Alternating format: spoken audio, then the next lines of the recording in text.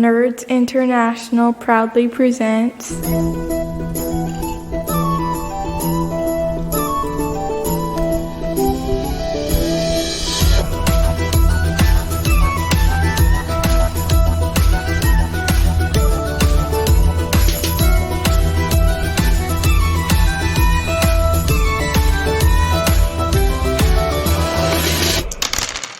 Hello and welcome to the 3TRPG podcast. I'm Harrison Hunt, and with me is Owen Lean. Hello, yes, I am not one of the 3 Ts, but I'm standing in for the other 2 Ts right now. Who couldn't be here. They're sadly dead.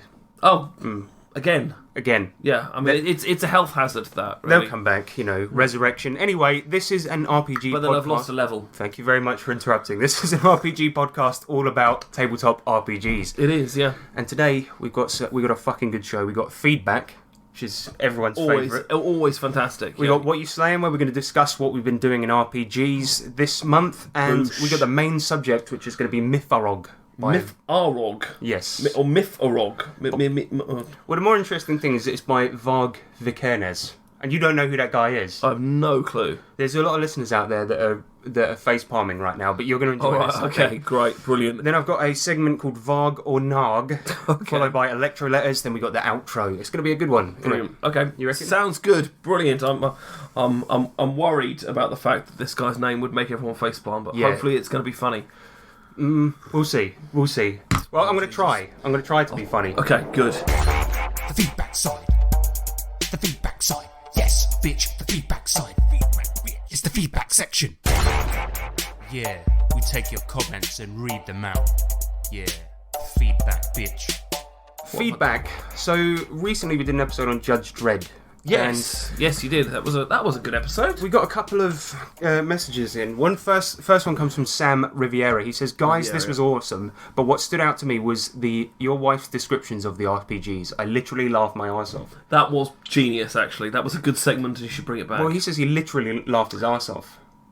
So he hasn't got an arse anymore. Actually, that's not good. Worrying. It is worrying. And he says, "Thanks for the time you put into this. Also, can I get a link for the physical copy of 78 Hamlet Happenings?" And sadly, no. No, because there isn't one. It doesn't exist. It's just PDF, innit? The physical copy is in your heart. Okay? Just remember that. But Daniel Owen comes in probably with the best point, and this is what a lot of people said about the episode. Mm-hmm. He said, "Man, really made me wish I backed the Judge Dredd Kickstarter." If you want to drink any louder than that, you're more than welcome. Okay, right. No, don't. Definitely don't. But he says, "Who is Keith Urban?" Now, the big thing is that we kept on, and the sheer amount of times we said it was terrible, but we kept on saying Keith Urban when we meant Carl Urban. Oh. And it turns out Keith Urban is a host of American Idol. And if you look at him, he's a country and western singer, and he would make a terrible Judge Dredd. That's hilarious. I want to see that, though. I want to see Keith Urban do Judge Dredd in country music style. But yeah, it was embarrassing, man. The amount of times we said Keith Urban throughout that podcast. Yeah, you did say it a lot. It was hideous. I didn't know the difference because I'm not a Judge Dredd fan. But that's basically it for feedback. We did have a lot of people saying they enjoyed... No negative reviews? For once. No, we just don't read them out because it hurts our feelings. Yeah. So I was just going to say, I thought, doing an episode on Judge Dredd, that's going to be controversial. People, because 2000 AD fans can be nutters. They are. I was actually worried about that with the research and stuff, but it turns out we're all right. So let's get on to what we've been playing in What We've Been Slaying. And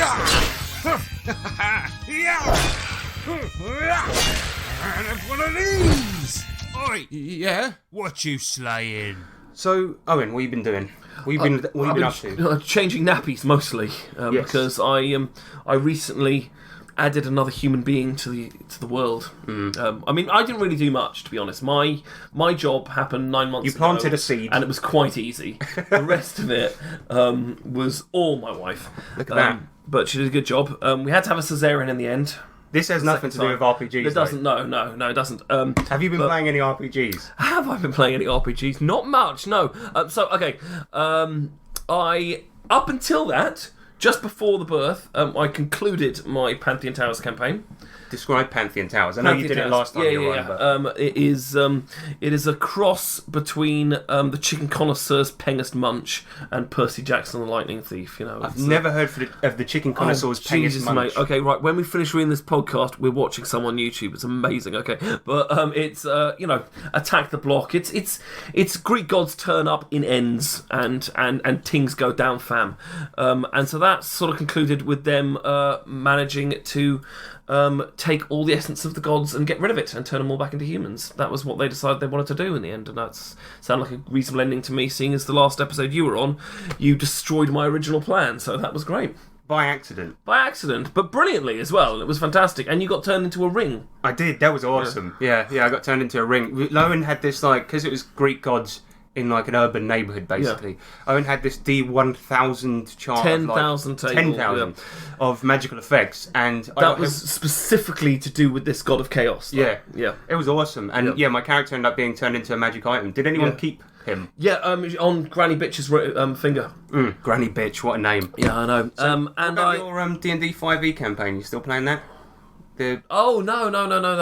They just kind of fizzled out, as campaigns often do. I mean, the problem was I wasn't able to attend a lot, so it carried on for a while without me, and then I just haven't heard anything like that. So maybe it's going on, they just don't invite me anymore. That sounds likely. That sounds likely, actually. That's probably what's going on there. I think we've gotten to the bottom of it. Yeah, that's probably what happened there.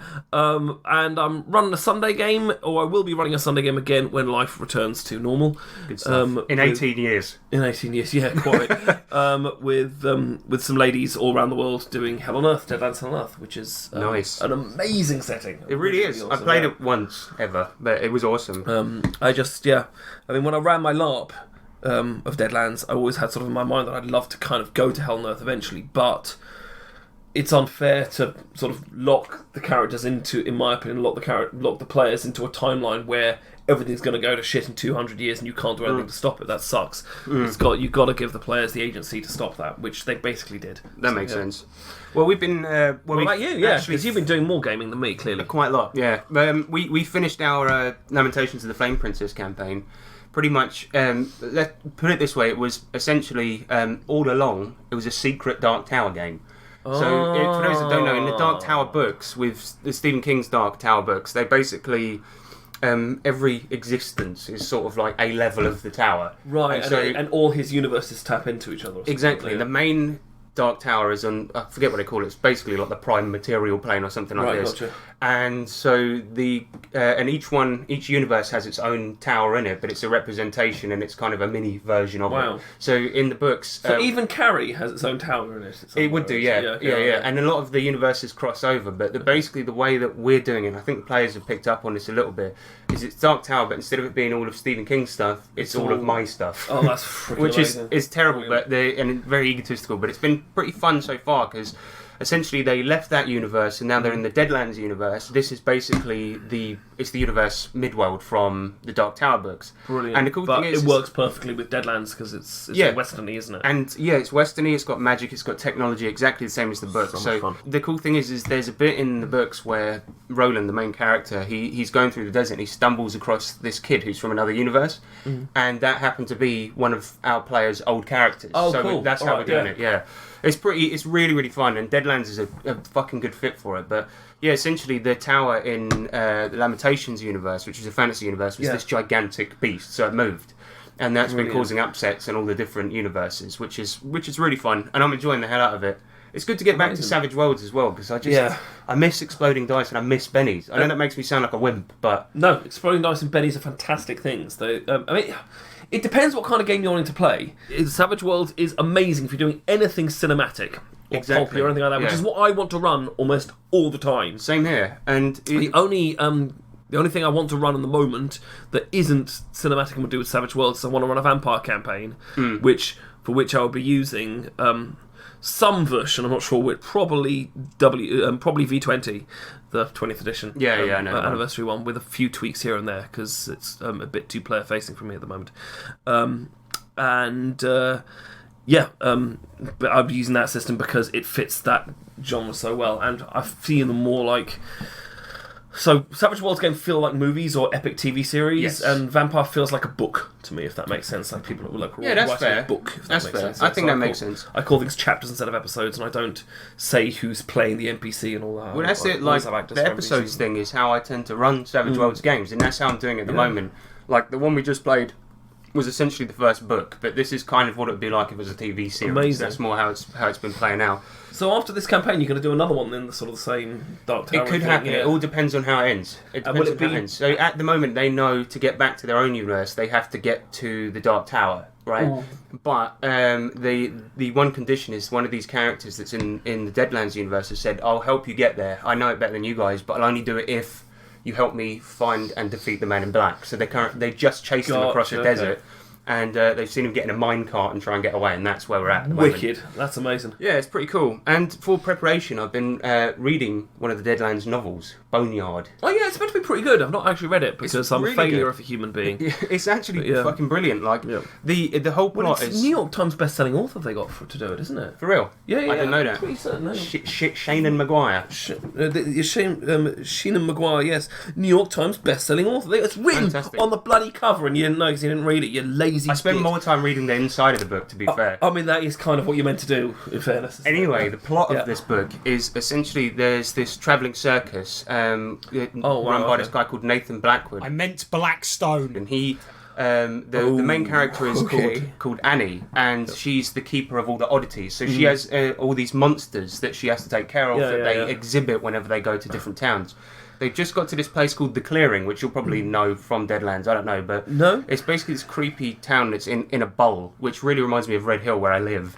And on the woodlands on the outskirts, there's all these monsters and shit. And the woman who takes care of the circus, her daughter is a mute, and she's just gone missing and is somewhere in the forest. So that's where I'm at. But brilliant. Is it? I've not heard of that before. It sounds like it could be sort of in what used to be a battleground or something, but it might well be. I can't like remember. what's grown out of the cauldron. But it's possibly just something they've written that he's created for this. It sounds like it. Which is usually what a lot of writers for Deadlands go with. I've actually got some official Deadlands fiction out there. I know you have. Yeah, you wrote some short stories, didn't you? Yeah, for Doomtown.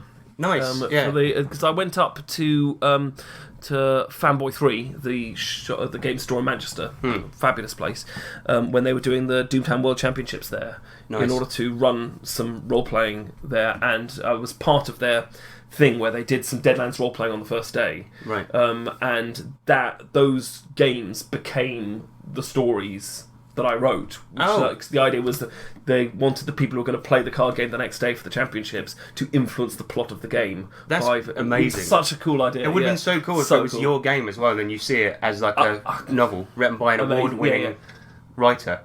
Have you won awards? Not for writing, I haven't, but It was funny because, and I know this is a bit of a side note here, but I am going to Con on the Cob in September as a guest of honour, which is fantastic. But the cool thing is top billing as well. Andy, he asked me to write a bio of myself, and I said that my adventures were award-winning, and somebody said in the comments, they were like, hey, wait, what awards is this one? And I said, well, we gave the awards. So, of course, 3TRPG. That's funny. Yeah, and I put in there that I was good at long jumps, swimming, and liked long walks on the beach. But I don't know. I thought Andy was going to send it back and be like, no, we can't have this. Of course he was going to put it. Of course Andy's he nuts, did. Yeah, he is. He's wonderful. But anyway, moving on. That's what we've been playing this week. And now we're going to get onto the main subject, Myfarog by Varg Vikernes. Yes. Main. Subject. Magic. Main. Subject. Tokyo. Main. Subject. I'm scared.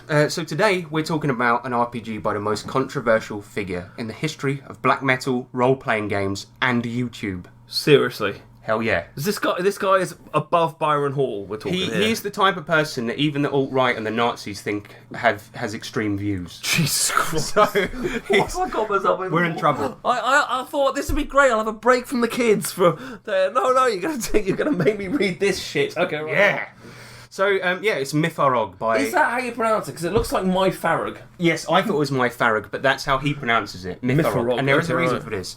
But we'll get into that later. Before we dive right into the RPG, we have to have a bit of history about the man. This is important. Okay, right. So, to talk about Varg, we need to talk about black metal. There are a fuckload of documentaries and great podcasts. Know a little bit about it, yeah. Yeah, there's loads of great stuff out there for it. But as a quick introduction, black metal originally was a predominantly Norwegian type of metal that had extremely raw production, snarling and screaming vocals, blast beats, and heavily distorted guitars. It has like a satanic overtone to it, doesn't it? Or a lot at of least times, a lot of time, but not necessarily a thing for it. Yeah, And Akerkoke are a Norwegian black metal band, aren't they? Right, yeah, and a lot of them like that imagery. Fact. But the first wave of black metal bands we saw things like Bathory and another called Hellhammer, and they were inspired by a single album by Venom called, fittingly, black metal. Right. Although that album is actually considered to be thrash metal nowadays. Fair. But bands like Marduk and Dissection showcased some of the genre's most defining traits early on, but it was the second wave of artists who are the ones that most people are familiar with, like Emperor, Mayhem, and of course Burzum, who's Varg Vikernes' band. Right, okay. And it literally means darkness, and taken from Lord of the Rings, so it's Elvish for darkness. Oh Jesus, here we go. I mean, he's a really cool guy. You can see that already, right? Oh my god. So Burzum was a one-man operation headed up by our man Varg Vikernes, and... So wait, if it's a one-man operation, it's not actually a band. It's a bloke. But he did play all the instruments, and I'm not talking at once. Yeah, okay. Oh, so it wasn't doing the whole, drum on the back and the cymbal on the head and the. I don't think that would be metal enough. You know what I mean? Like it would look fucking cool. I would love to see a one-man metal band. But if you listen to like the black metal, the black metal stuff though, with the drums, you imagine him having to do that incredibly fast, stomping on the floor. It would be watch the shit out of that. It would be amazing. Yeah, do it, Varg. Yeah. So yeah, I'll play an extract of his music now. Oh god.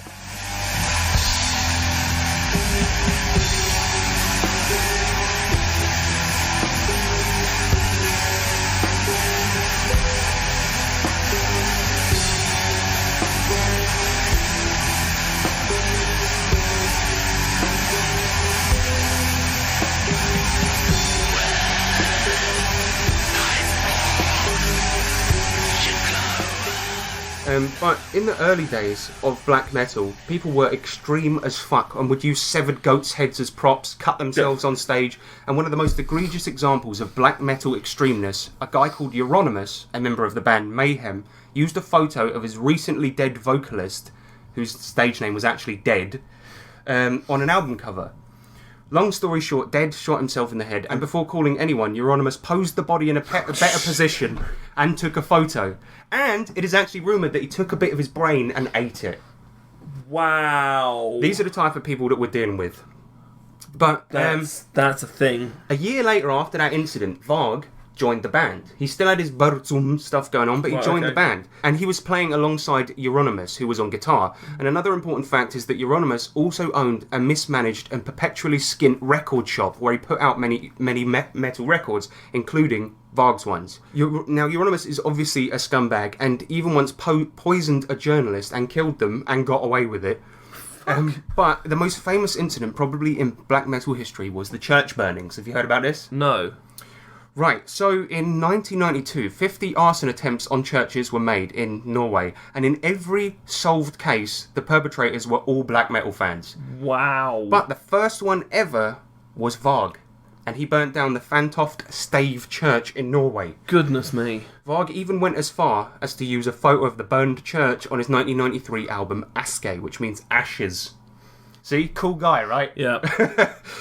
Wow. Anyway, in an attempt to drum up more sales for Euronymous' record shop and the scene's music in general, Euronymous and Varg set up an anonymous interview with a newspaper where Varg told them that he either knew who did the church burnings or he done them. Right. But he wouldn't say which one it was.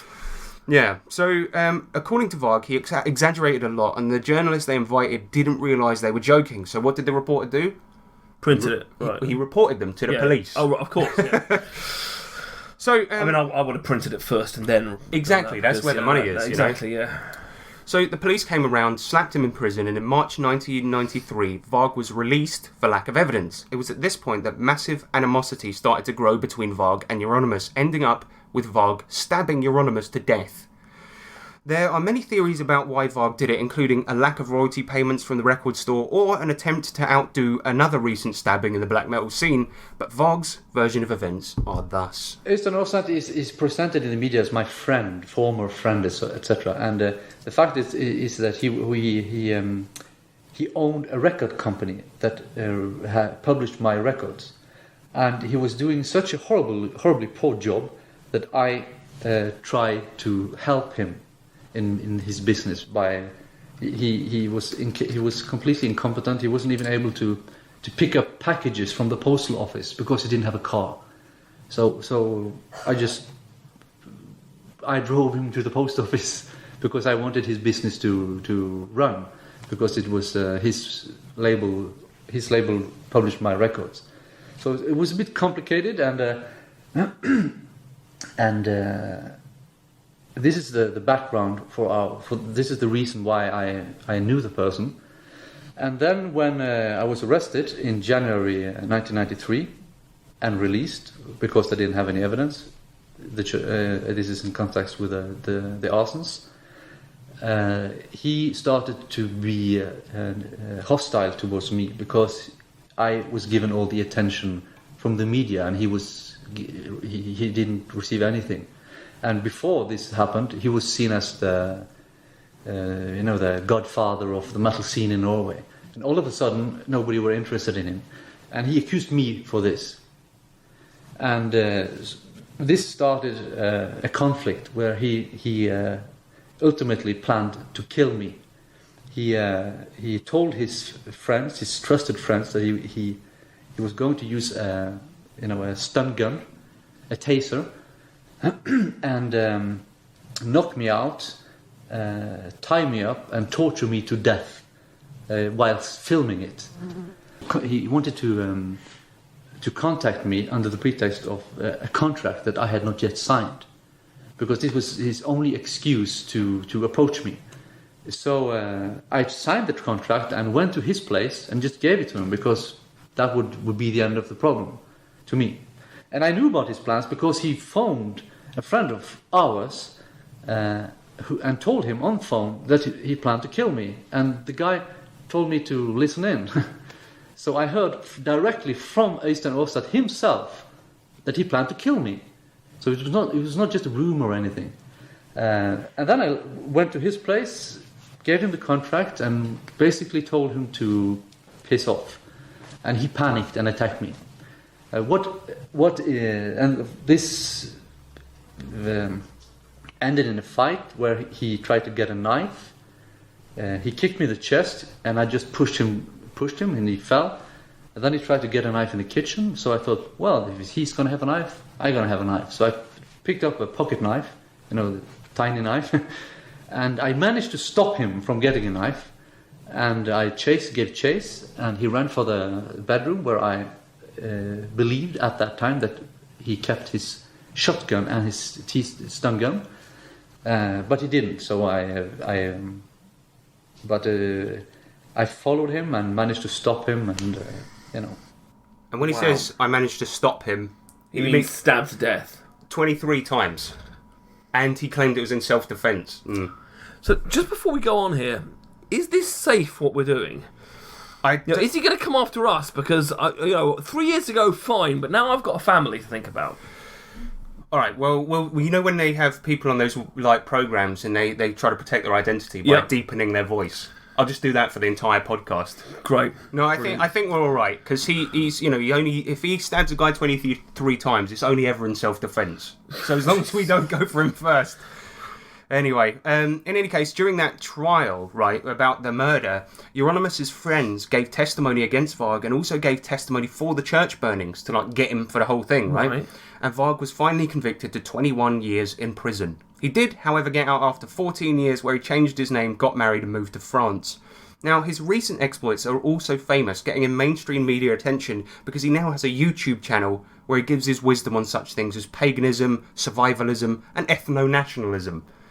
And it's really bad. He's been banned from YouTube twice. Wow. After he got banned, he made a Twitter account where he was instantly banned as well. And as I said, a lot of his views are so dodgy that most people, like even the worst people, decry him and say that, no, we don't believe that kind of stuff. And on his YouTube channel, he's become also a massive, massive source of memes. A lot of the stuff he says is so wacky that people are just like, they meme him. And there's one where he just shows off his kung fu skills to the camera, and he's quite old and chubby now, and he's just kicking at the camera. And there was a really good meme that I saw where it was him doing the kick, and it said, "The last thing Euronymous ever saw."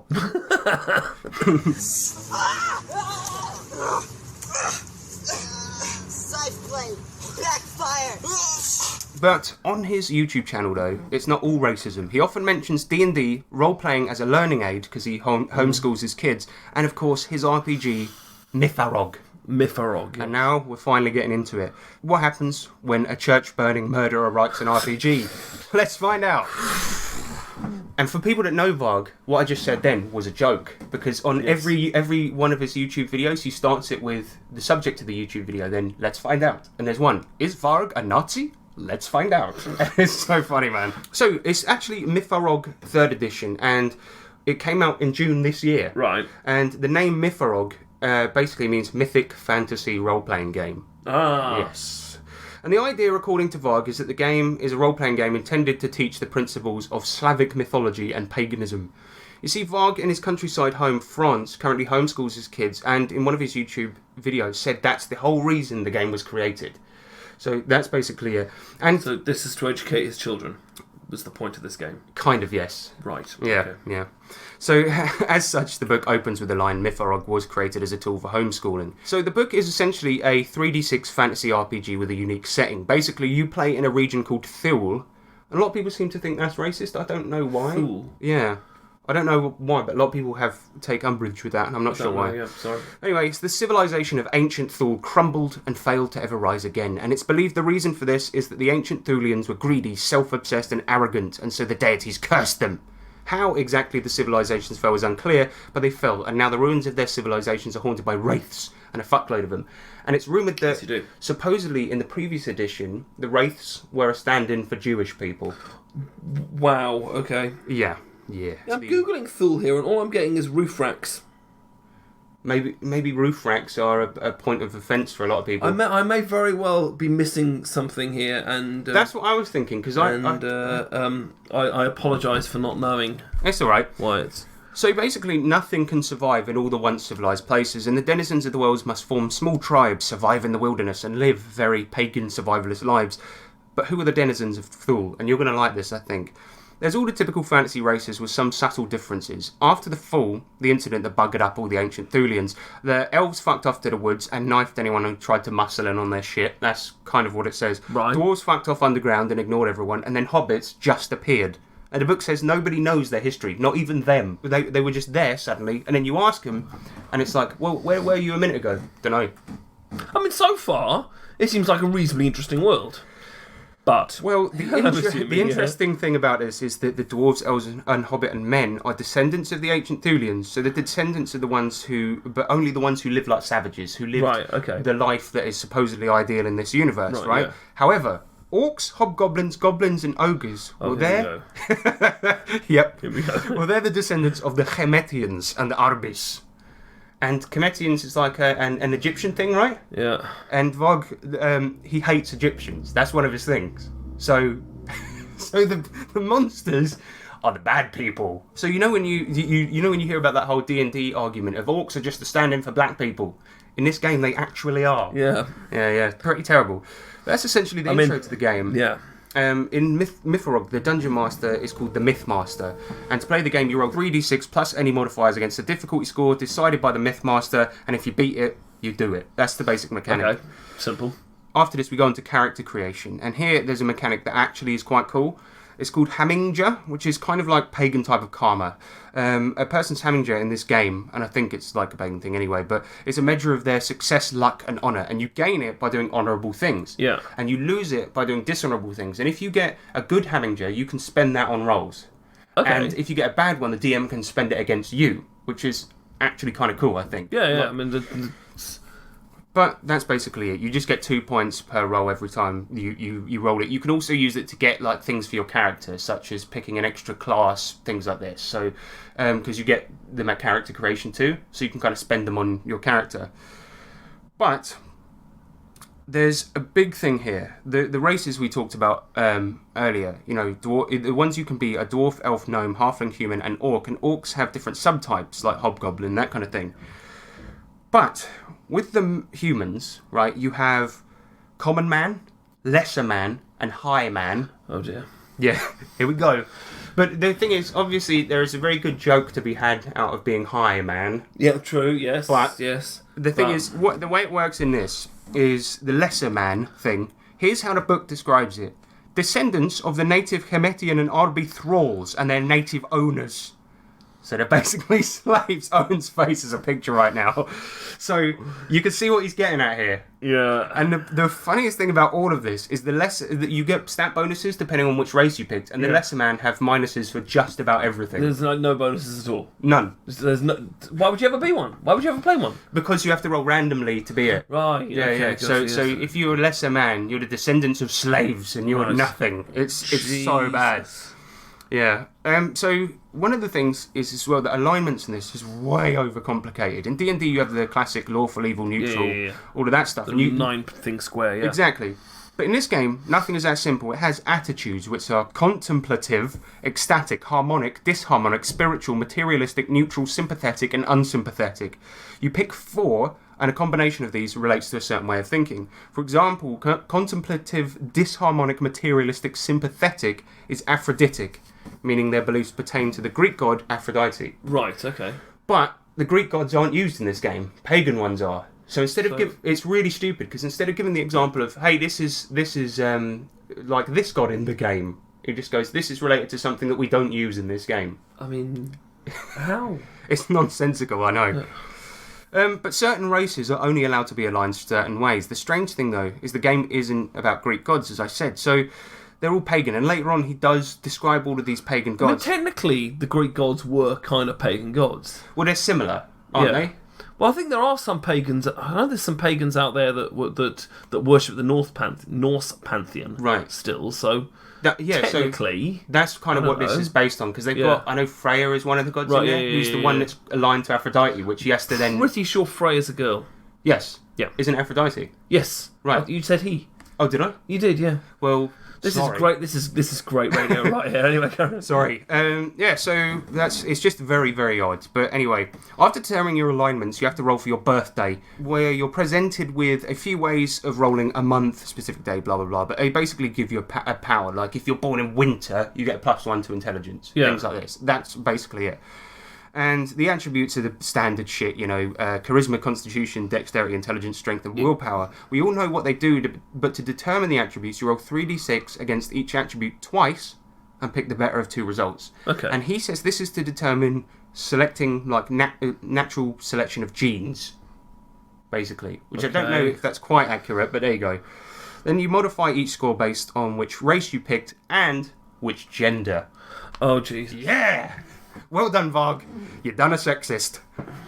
So, yes. I mean, and this presumably is a Byron Hall style thing that females are worse at everything except being attractive and cooking and stuff. Spot on. Well done. Wow. I'm face palming so badly here. But yeah, you're absolutely right. Women say have better charisma and less strength.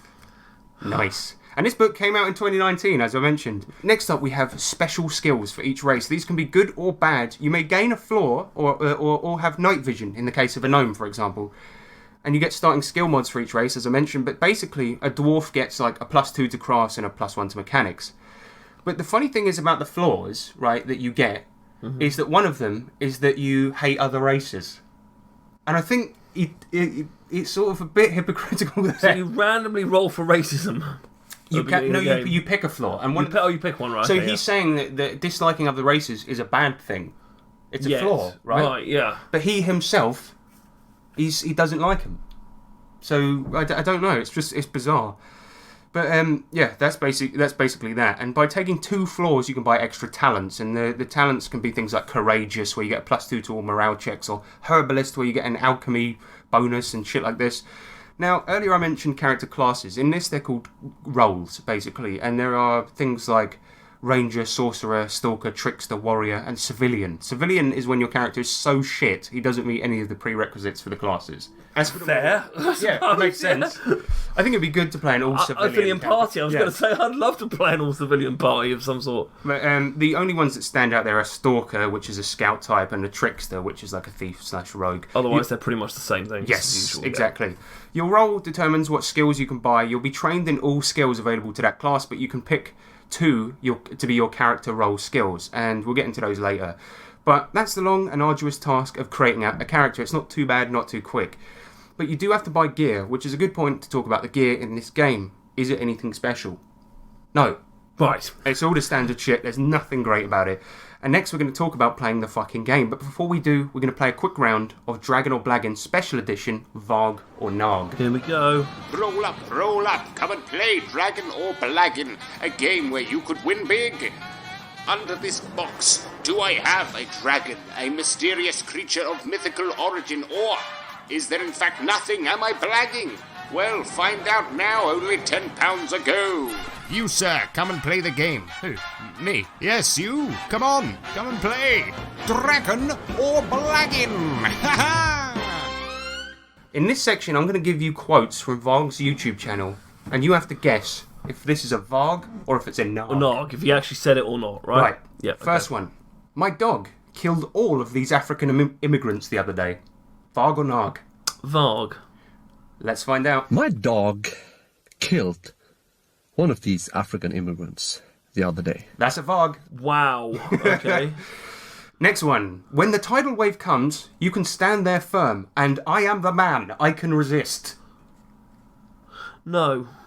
Let's find out. You know, when the tidal wave comes to the beach, you can stand there firm and I am the man, I can resist. So no, because he said something slightly different. I suppose you're right. He said beach. See, you said it. All right, you get 1 point. Yeah. All right, and this next one, with a bucket on his head. Yes. I'm going to go with yes. I think I know how this game's going now. Yep. All right, well, let's do a couple more, because I think you figured out the secret Yeah, to the I game. think so, yeah.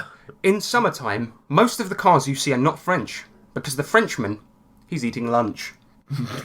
Yes. And in summertime, most of the cars you see are not French, because the Frenchmen, they're eating lunch. I mean, I've lived in France. Do they eat a lot of lunch? He's not wrong. It's not...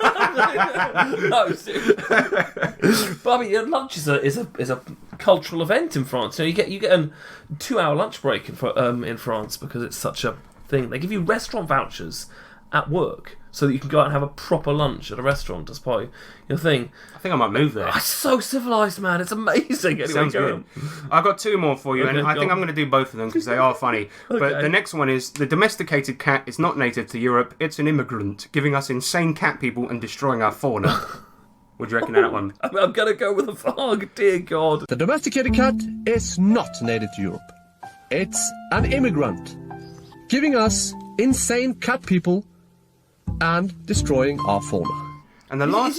Is he playing piano while he's saying that? No, it's some of his music in the Right, okay. background. He does later compose retired music as well, to yeah. doing like ambient music. Right. But the very last one, I'm just going to play it. Africa? Hello, how are you doing? You hungry? Stand-up guy, Amazing. man. So, and this guy basically now lives out in the woods and never leaves. You are absolutely right. Yeah, he's got his own farmland and stuff, which sounds Okay, idyllic. I feel significantly safer now, actually, carrying on with the rest of this podcast. All right, go on. Yeah, exactly. But the trouble is that, of course, because he's on his own, never contacts anyone. I guess it's not that bad that he has these views, but he puts them all out on YouTube. Yeah, His big which is weird. hate channel. Yeah. So he's a nutter. He's an absolute nutter.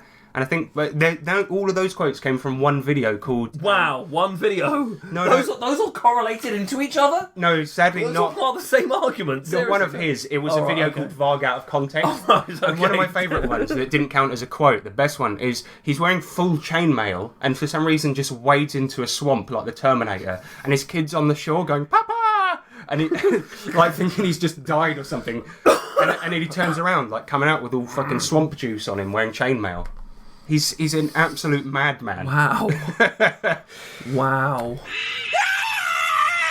That lowers your attack points because you're scared.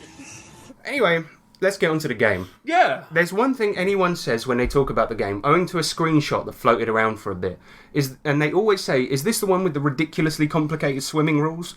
And unfortunately, it really isn't. It has a table to determine the difficulty of swimming and the penalties based on what armor you're wearing, but that's about it. But it's people that don't play RPGs that perpetuate that. I thought it was going to be like, have to roll for each arm and every stroke. And like that. That would be awesome. You would have to fail. You wouldn't fail. You would. Yeah, left arm, right arm, flotation. Anal circumference, how does that affect your swimming? Jesus. It may do. It probably would, actually, yeah. In any case, let's say you want to roll swimming or indeed any skill. I want to do the classic jump over a gap. I'd roll acrobatics and have a modifier equal to a quarter of my level rounded down. Oh dear. That's for any ones I'm trained in, but for ones I picked as my character roll skills, you just add half your level, and the ones you're not trained in any way, you get a penalty, and this all depends on which skill it is.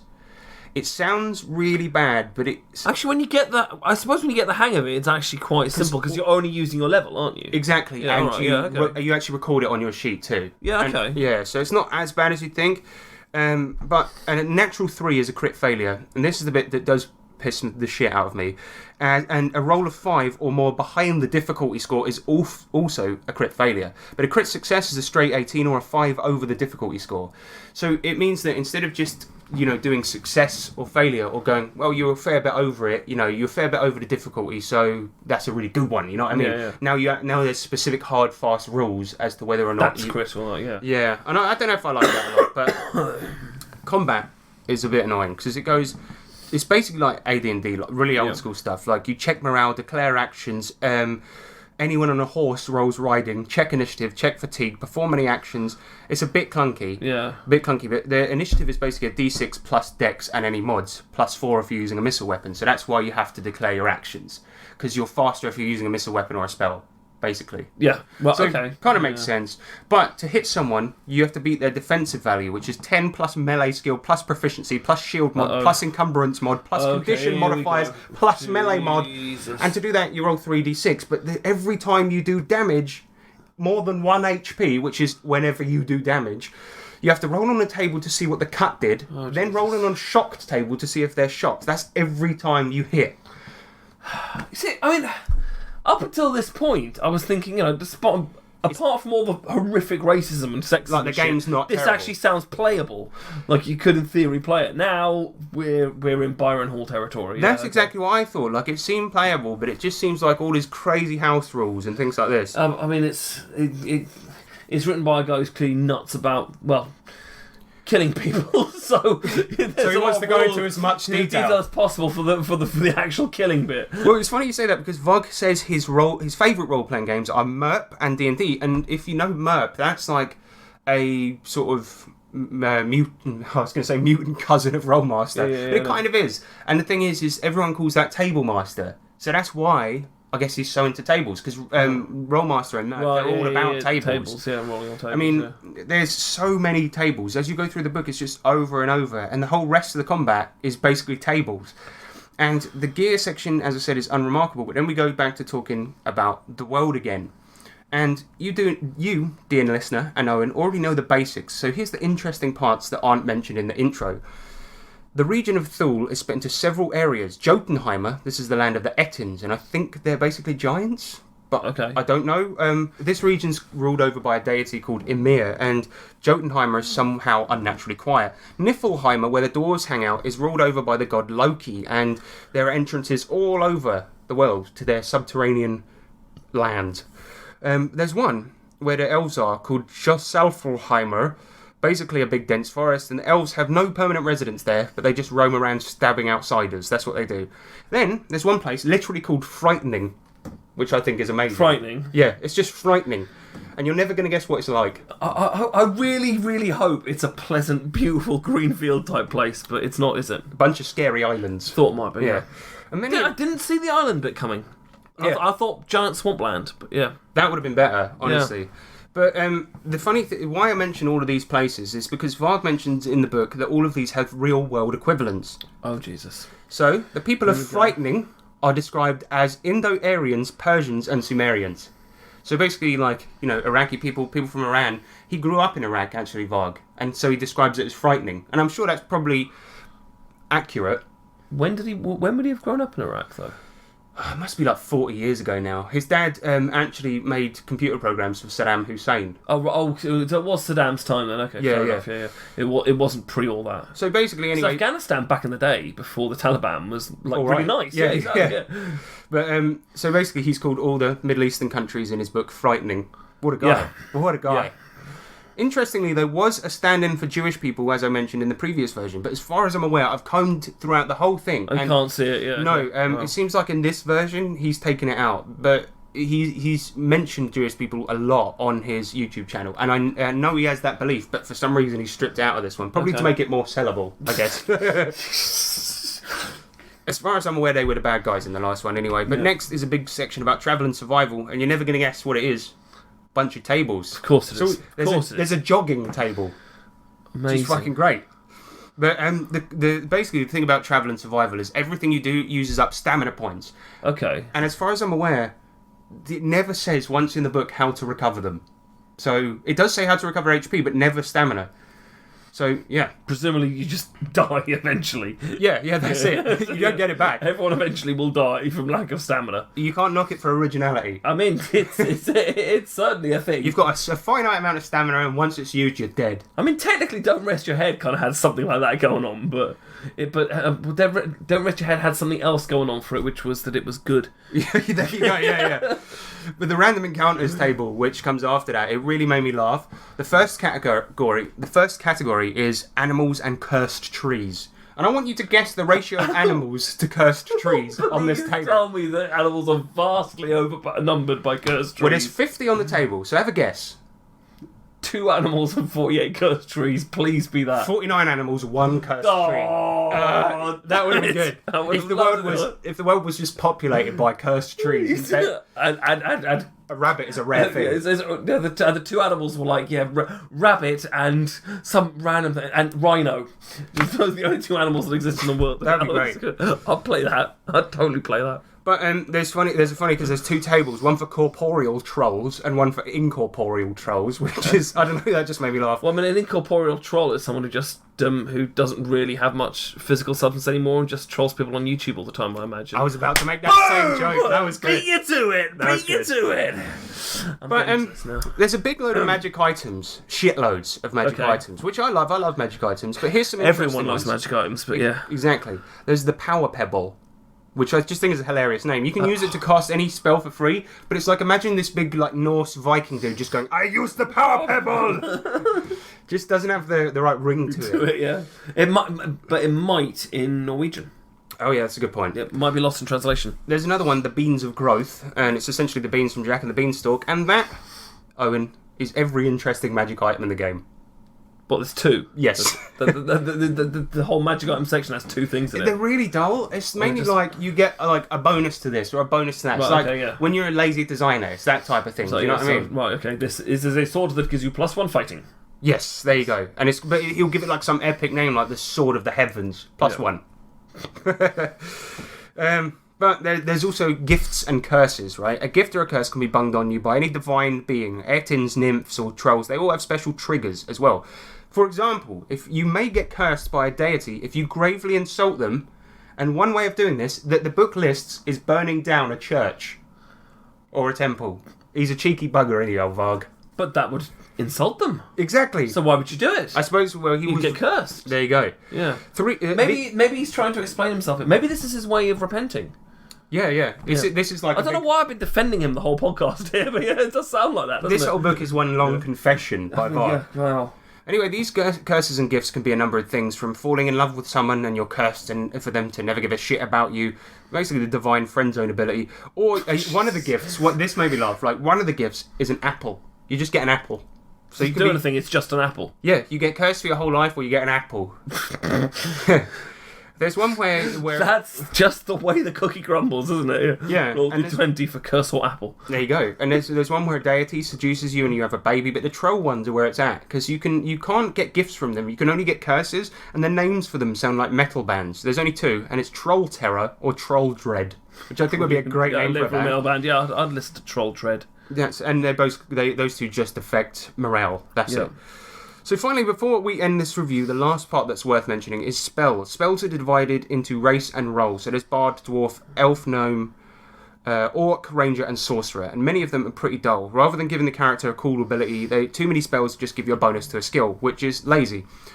Even relatively low magic settings like Lankmar and things like this, you know, they'll give you cool effects for the magic, but it'll just be rare. Do you know what I mean? Yeah. So all of these, they're really, really, really dull. But there's one called Gnome Flute, and I thought that's going to be amazing, but it's just the lamest thing ever. And saying it out loud, first of all, is lame. For example, but this one just gives you it just gives you a bonus to playing the flute. That's it. Why would you take that? Exactly. Unless you're particularly good at... Unless you're a flute-based character, I suppose. Which is rare. You know what we're forgetting here? Go. Which explains all of this. This is a homeschooling tool and not a role-playing game. Maybe one of his kids plays the flute. That's probably it. You're probably right. And it's a gnome. Well, they are quite short children, I guess. But I mean, his character's a gnome, not actually the kid is a gnome. Oh, that's what I thought. I thought you meant the kid was a gnome. That's just rude. So, sorry to Varg's children, who definitely aren't listening to this. But there's a couple of cool ones, a couple of cool spells, like Maze, like the Lady of Pain from Planescape. They send people into a pocket dimension, and they're in an unsolvable maze. And Gjallarhorn is pretty decent too. You blow a hunting horn and wakes up everyone in a 7-mile radius. But spells work in a weird way in this game. Basically, loads of them can be done in more powerful ways if you have the higher level version. Right. So there's weak, normal, strong, and mighty. So, for example, casting Fruits of the Sea. This is the best spell in the game, by the way. If you cast it weakly, you get a pound of magically conjured seafood. But the mighty one, 15 pounds. And the good thing about that is you think about it and you think, it's just to get food, but you plop 15 pounds of magical seafood on someone. That's gonna mess them up right there. They're slipping around. They got fish guts in their eyes. There's something I always considered actually that I wanted to play in a vampire game. I wanted to play a gangrel who lived in the sea, and his beast form was turning into a whale. When you're at level 4, you can turn into your beast form. Oh. And so I'd have a little fish for his flight form, and his flight form would be a whale. And people go, how's that going to be helpful? We're in London. I said, right, yeah, chug me at this guy. No, you know what would be better? Narwhal, because they're basically nails with a big fucking spike, right? It's just yeah. Chug me at this dude. Anyway. Kill a bitch. Okay, so that's basically a good all-round spell, as I mentioned, and that is about it for Myfarog. There's monsters, but they're nothing special, and that's it. And I want you just quickly, before we end it, just to take a look at the book, and I want you to have a little comment on the artwork. Not the front mainly, but the front actually is a piece of artwork by Theodore Ketelson, and it's public domain art, basically. Yeah, right, okay. But yeah, what do you make of the presentation? I mean, there is no art. Barely any, but... Oh, no, look, there's a piece of armour there. I think, and it's actually Nick that came up with this theory, but oh yeah, look at that page. I mean, yeah. See what at the front, what's that symbol you see there? I mean, it's like a swastika. It's swastika-like. And it means the Temple of Strength, apparently. There we go. But anyway, the theory I have about the artwork, because it's a swastika with extra bits on the end, is that throughout the book, you'll often see little bits of artwork, like tiny, tiny, tiny bits of artwork, like a stick, a sword, a shield, and I think he bought one pack of weapon stock art. I think that's it, isn't it? Yeah. And then he's just used that. There's one that's just literally a stick, a picture of a stick. There you go. It's just all tiny weapons. And why? What was it to? It's bad, isn't it? Why even add them in? There's no point in even having art at that point. I mean, the thing that's surprising me is when you told me about this guy, when I heard about this guy, and I thought, oh my god, this guy makes Byron Hall look like freaking Boris Johnson. But it was going to be... I wasn't expecting to be so boring. That's just what it is. It's just extraordinary. It's basically a shit role-playing game with some racist elements. Yeah. And that's about it. It's just dull. That's about it. But the thing is, everything else that Varg has put out... It's still a better game than Fatal, let's be honest about it. That's the scary thing, is that it's still a better game than Fatal, but it's just, dull. They often get compared because the two writers are so similar. Yeah. But the thing is Myfarog, as far as I know, like... It's not that offensive, and it is one of his main sources of income. Yeah. It is offensive, that's true, but the thing is that... But he's toned it down enough so that it can actually sell and get some money. That's basically it. I think the previous version was more so, but I know in like the black metal communities and dungeon synth communities online, and a lot of those people are always curious about this game, and that's why I kind of wanted to do it, because a lot of people go, I bet it's well shit, and it's like, it is a bit shit, but it's not that bad. It's just a standard fantasy Heartbreaker type setting, you know what I mean? Exactly. It's like, pretty dull, but... That's it for There Myfarog. we go. What do you reckon? Myfarog. Buy or no? No. No, don't bother. No, not bother really. Give Leave it alone. The only thing is on Varg's YouTube channel, there's a really, really funny video of him, as a re-upload that I found, of him talking about it, and he's like, people have said this is a clone of D&D, but if it is, it's only $10, so go and buy it. So... Genius. Can't argue with that. That is actually genuinely brilliant marketing. Yeah, right there. But the thing is, it's obviously not like a clone of D&D. No, it's not. D&D's I suppose more that's fun. the one positive thing I have to say about it, really, is it's only a tenner, and that Hamminger mechanic with the fate, that's kind of cool, but that's about it. Yeah. Yeah, it's not But bad. I mean, you get that in plenty of other games. Yeah, really, variations of it. So that's it. We're going to move on to electro letters. Oh, yay! We all like electro letters. In the future, you will be able to send a letter or parcel from anywhere on the planet. This, sir, is the electro letter. This month on the podcast, we wanted your gaming confessions, and we're going to listen to these, and we're going to choose either to send them to heaven or hell. Okay. Most of you we're going to try to send to heaven, because we want you to be forgiven, right? We like the listeners. But Victor Ulansky comes in with the first one. He says, I used to fudge rolls in Vampire the Masquerade in order to move the campaign in my predetermined direction. Used to railroad a few adventures in order to get the right finale. Okay, now what I'm wondering here is, has he learned his lesson and doesn't do that anymore? If so, go to heaven. Well, this is a confession, so I reckon he has. He has, okay, you're right, yeah, then it's alright. We've all made mistakes. We've all done it. In fact, early on, a lot of us railroad in our stuff. Yeah, I never have because I'm perfect. I know, yeah, but certainly my first campaign, I did a lot of fudging, and it was not good. It made me a bad person. Right, let's send him up to heaven then. Heaven, yeah, okay. Get up there. Go on. Okay, Matthew Jones comes in with, I made a Dragonborn character in D&D 4E and wrote about a 20-page backstory for him. I was such a fool. The campaign lasted 3 sessions. Oh, bless you. That is sad. It's sad. You poor guy. I'm sorry the campaign didn't last so long. I don't think he did anything wrong. No, fantastic. Write your backstories. I've been hearing this a lot on sort of things at the moment, about people saying, don't submit giant backstories, but obviously... your games master is probably not going to read a 20-page backstory. No, in fact... that doesn't mean don't write it. But nobody's going to read it. But the thing is, it can be a good exercise to build up your character. Absolutely. Go for it. If you've got ideas for it, just, but bear in mind, if you're coming into a game on, like, a level 1 D&D character, you're not a hero yet. Well, yeah, exactly. Don't come in thinking you've done all these billions of awesome, amazing things, but...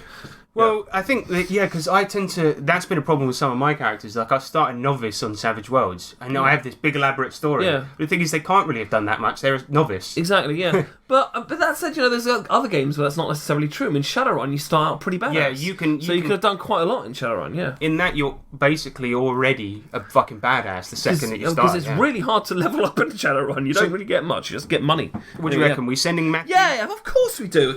Get up there. He didn't do anything wrong, nothing to confess. Yeah, he's going up there. Blame the guy who only made the campaign 3 minutes short. There you go.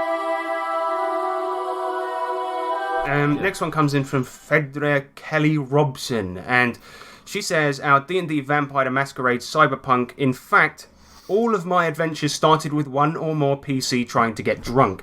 And I'm fairly certain what she's trying to say there is they all started as in you meet in a tavern, every single one of her campaigns. Meh. I mean... It's a cliche, but it's not actually a bad way to start a campaign. As long as there's a reason to get the characters together, whatever, yeah. Yeah, who gives a shit? I mean, the thing is, I often, in my fantasy games, I'll often say to people, like, all right, how did you meet, and what are you doing right now as the game starts? That's essentially how right, and all the characters, more often than not, they say, oh, we'll probably be in the pub. Yeah. Like, okay, fine. That's often why it happens, even if it's not your fault. I mean, the deadline. I know and actually most plot point campaigns Savage Worlds put out open with a thing that gets your characters together. Yes, it's quite cool. You happen to either all be travelling on the same stagecoach when disaster strikes or something like that, which is really good. But you don't have to do that. Whatever.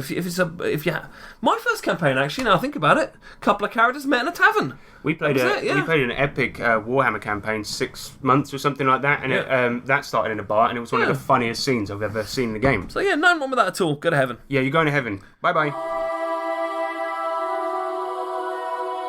From Jonas Rejonen. I'm hoping I pronounced your name there right. Definitely I think that's it. I buy too many damn RPG books, but never bother to learn them enough to run them, even though I really want to. I mean, preach, brother. Can you name one person that you know in the role-playing game community who doesn't do that? My brother's never bought a book. All of his collection is entirely from gifts. But that's a rare example. Most people, they buy shit, they have... they have good intention of running it, and then it sits on a shelf. I've got so much shit. I know, stuff on my shelves as well. I mean, I'm thinking right now, I've got Codex Infernus on my shelf for Savage Worlds, which I know I'm going to use at some point, but I've still never really opened it. But I know I'm going to either run a campaign there or draw on the stuff in there for my own stuff. The worst thing is, I even with the games I have as well, I often read them, but then when it comes to running them, I've a lot of the intricacies have escaped my mind, so I need to read it again. Or you just run it down. Yeah, I just try my best. Yeah. So we're sending Junus to heaven. Yeah, of course. See you later, mate. All right, never left, mate. Timothy Peer, he says, I played unironically in a vampire LARP. You see that? He's saying that vampire LARPs are for lame wads.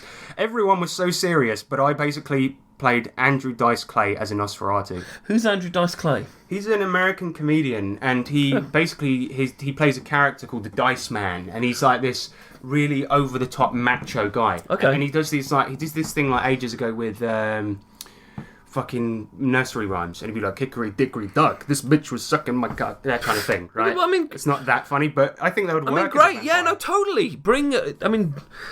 Really, especially for vampire LARPs, you've got to have a couple of characters that are funny and strange to look up, because it can get... I mean, the reason he writes unironically vampire LARP is because they can become really kind of... lame. Yeah, I mean, they... Not necessarily lame, but really...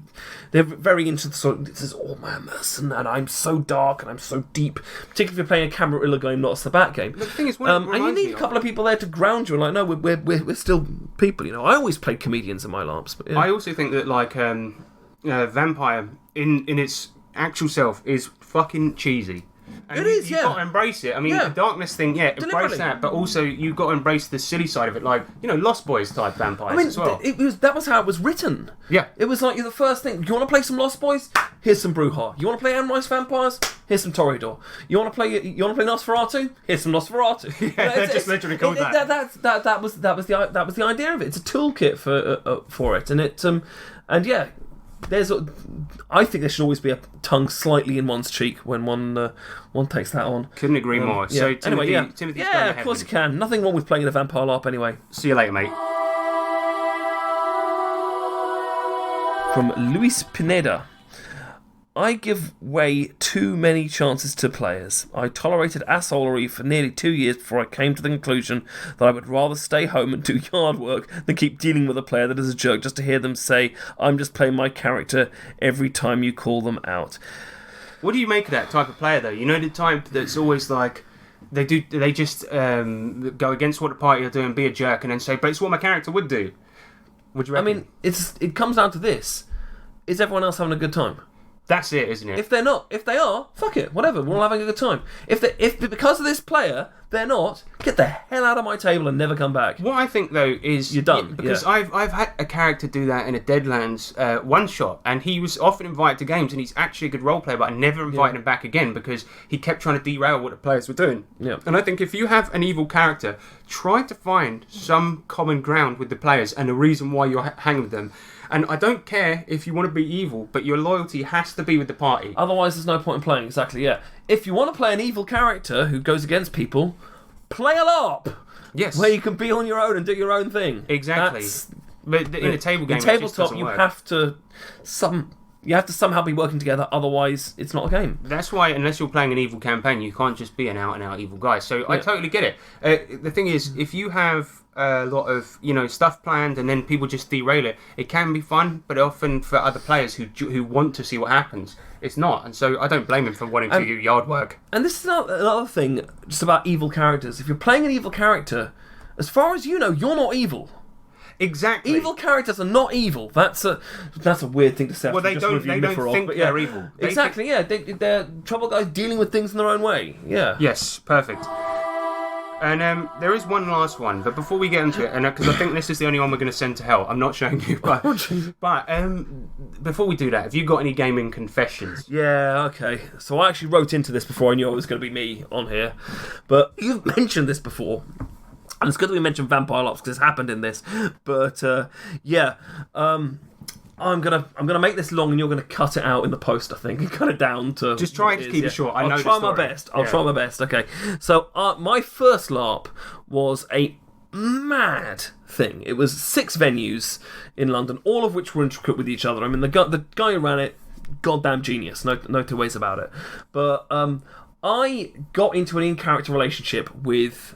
In one of the vampire games with one of the players, and that bled out of character into your real life. For both of us, it developed into a kind of an out of character relationship as well. But because the two of them were kind of linked, if shit went wrong in the game, or shit went on outside the game, it would affect us outside. On top of that, she was already dating the GM. Okay? So... and your dog. Yeah.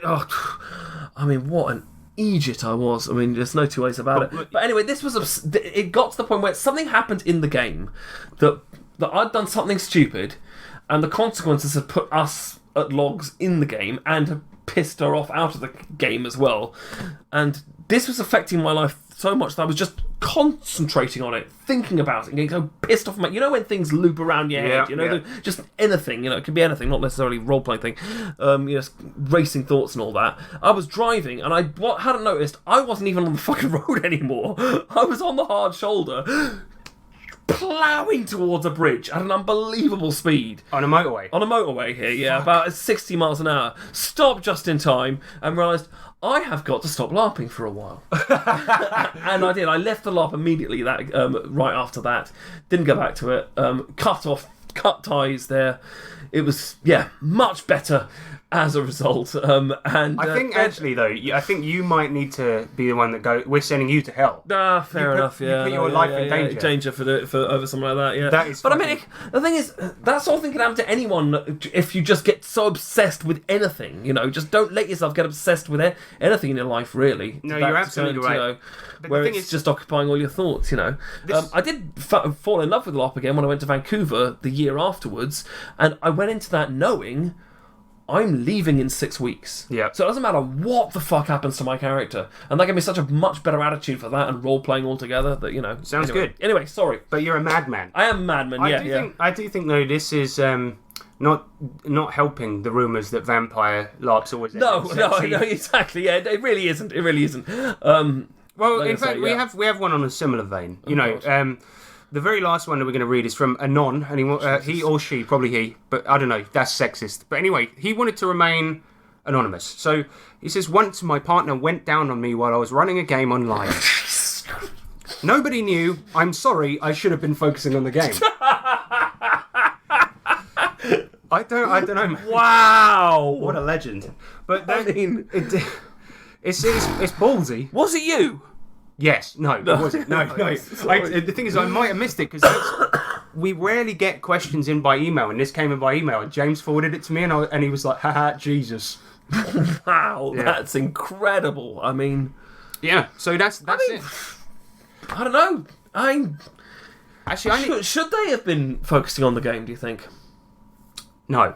No, because that seems like a better activity. Honestly, it depends on the game. Actually, it depends on the game. Depends who you're playing with. If it wasn't a very good session of just sort of bog stand and D&D, then I don't think you did anything wrong there. I think if you're DMing, you probably shouldn't be doing that. But if you're just waiting your turn and you've got a couple of minutes, but it says he was running it exactly. I say it could have been cheese. Sorry, right? So they are going to hell or heaven? Would you reckon? Oh, I think they've already gone to heaven by the sounds of things. There we go.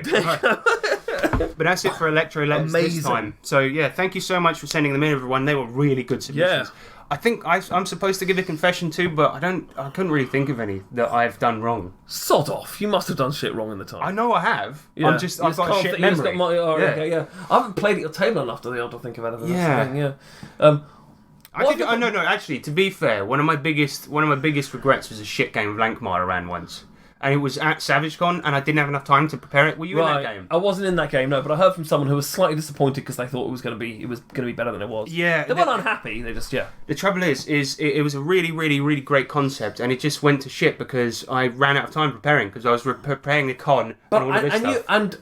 Didn't you step in at the last minute for that? I did. Someone I else had to. was meant to be playing. So I ended up running 3 games instead of the 2 I was supposed to. Yeah. And I think my Flash Gordon game went really well on that one. That was hilarious. But yeah, the Lankmar one was pretty terrible, and I knew as it was happening, I was like, "Fuck, this is shit." But it was annoying because parts of it were great, and I know I could have done a better job, which is gutting, really gutting. But that's my confession. I ran a shit Lankmar one. By Grabthar's hammer.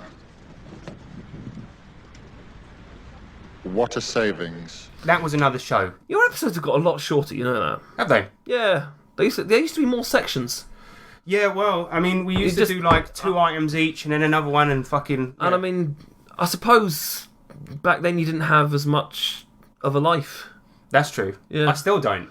But I'm getting there. I'm trying to have a life. Some of your hairs are going grey, man. You must be having some kind of life. My God, don't tell me, man. It's happening to me too. But, yeah, Owen, you're a famous RPG industry guy. You got anything to...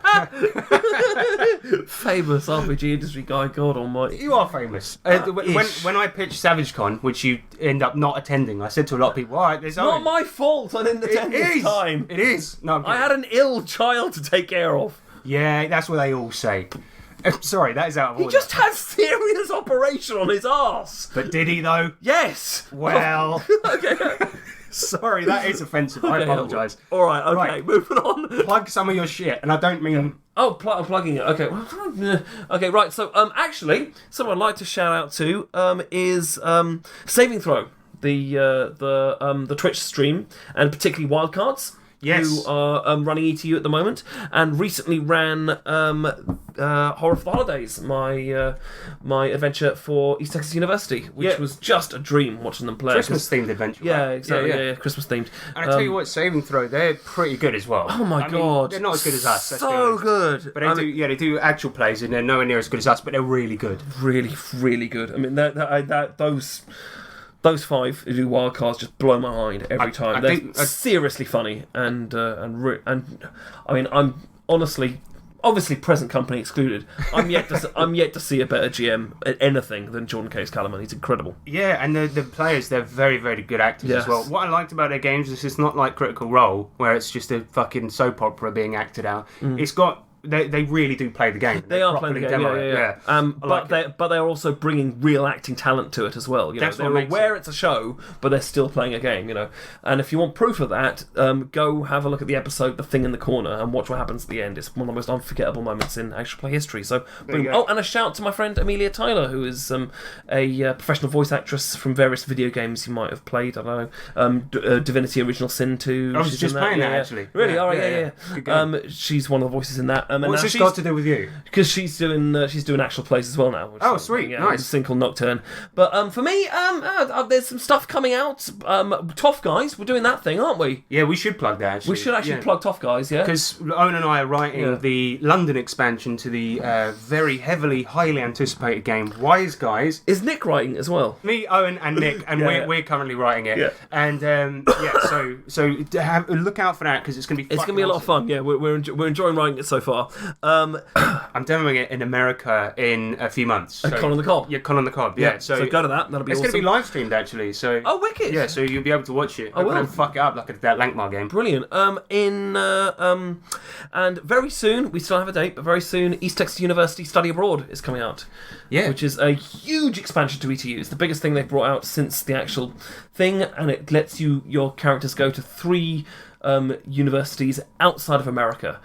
So your one is Bartington Halls, I'm guessing? Not Bartington Halls, no. Bartington Halls is my own setting that I'm bringing out and some other kind of thing. It is a place called Ascalon University.